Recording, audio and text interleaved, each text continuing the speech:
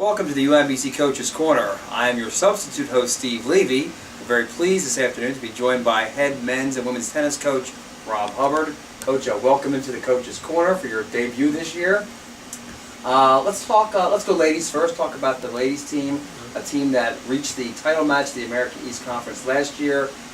Talk about the team this year and some of your key players that have to play well in order for you guys to have a successful season. Well, we're a little bit on the short side right now with our roster. We've had some changes since last year. We had a graduation of a major player, Shalini Sahu, but we've had two strong freshmen that have come in. We actually were looking at three, but unfortunately ran into a visa issue, and she would have been one of our top players. Another issue, Kim Berghaus, our #1 player from last year, has run into some injury issues, so we're a little on the short-handed. We're with 6 players, so we've got 3 freshmen in the starting lineup. All 3 are very good players, coming along nicely. Isabel, Aldunate, Haiti Danielson, and Josephine Steng Johnson have returned, and they're obviously very experienced. So we're in a pretty good position as long as those 6 remain healthy. We're probably playing the strongest schedule we've ever played at UMBC in women's tennis. So we're playing a lot of major schools. A little rough on the start, but we've actually been improving, playing quite well. So. Coach, talk a little bit more about Isabel, if you would, a sophomore. She was thrust kind of into the #1 singles position over the weekend and did quite well. Talk about her game and how you see her developing as she moves through her career here. Well, we were very pleased when we signed her last year as a freshman for freshman year, and she's a 4-star who was borderline 5-star on the national rating system for the tennis players. And we've had a very strong international influence, but my goal is to be able to start signing some of the best Maryland players that are national players. And Isabel was sort of one of the first ones to make a move toward us in the women's last year, and did really quite well at 4. This year has stepped up. She's been playing 1 for the most part. I mean, I've got 3, Julia Sauer, freshman, and Isabel, and Haiti Danielson have all been playing well enough for those top 3 spots. And might have a little rotation going on there also as well. But Isabel has really stepped up her game. She's playing well. She's going against some really strong players, and she's done well with some, struggled with some others. But as a sophomore, I can see that. I mean, she's moved from the 4 spot right into the 1, and it's not an easy transition, but she's accepted it wholeheartedly. She's all for it. She's dying to play the best player the other team has.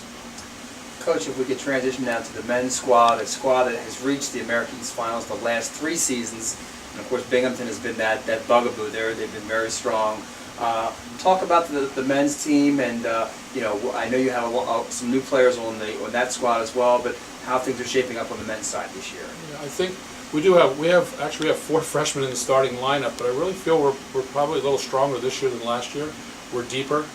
We have a fair amount more depth on the team. The squad itself is larger. We're up to 11.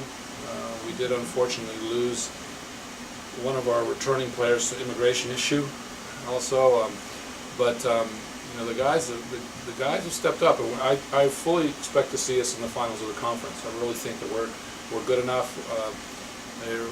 I have to remember I have 4 freshmen in the starting lineup. The first 3 are freshmen, number 1, 2, and 3, but they're talented, and so they've been developing, and I really expect to see them in a hunt for the conference championship this year. 2 players I'd like to talk about. One is a senior, Gauthier Beret, who has been a stalwart for your program over the last 4 years, I believe.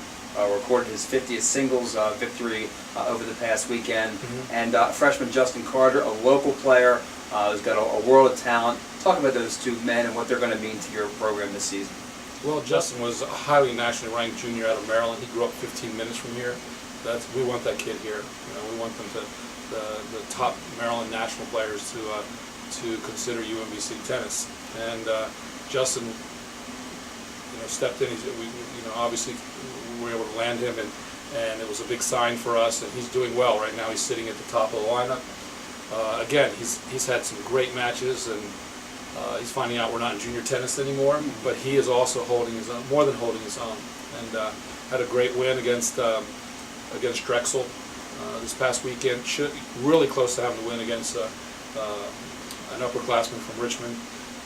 So Justin, really excited about having him here. He's another level player up. Jumping in at the one spot as a freshman, not easy to do. Gutier G, or Gucci as we call him, he's been a very consistent performer for us over the 4 years. I don't really expect anything less. He's there. He's won some big matches for us over the last couple of years, a couple of deciding match points in our upset of ODU and upset of Temple, over the past couple of years. So, and he's been a very consistent performer, and I expect him to sort of be in the same spot this year. Well, Coach, the first of many visits this year. Best of luck on the season. We'll check in with you down the road. The tennis teams come back home. They'll have a big home weekend on the 9th and 10th of March as the men take on Navy in Delaware and the women take on Delaware. Catch those matches right here in Baltimore. This is Steve Levy. Thanks for watching the UMBC Coaches Corner.